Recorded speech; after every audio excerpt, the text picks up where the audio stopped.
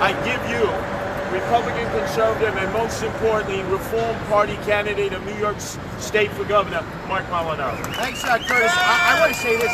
Julie and I are very proud to run with the Conservative Party support and the Republican Party support.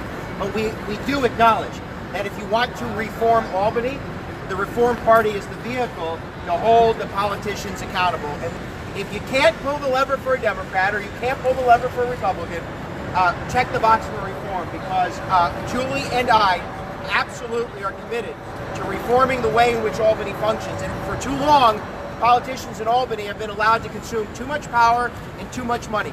And the more power and the more money they consume, the more corruption we see.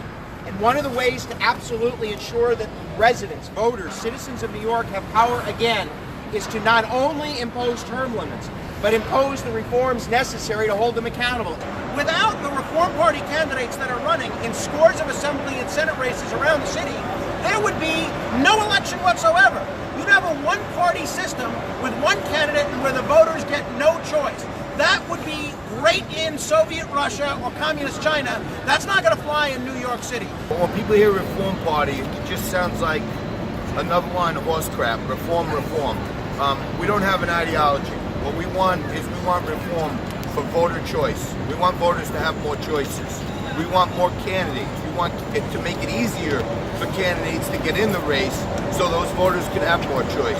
And many of our candidates, like Glenn Yost and others, they promised us that they lost their primary, they would still run on just the reform line.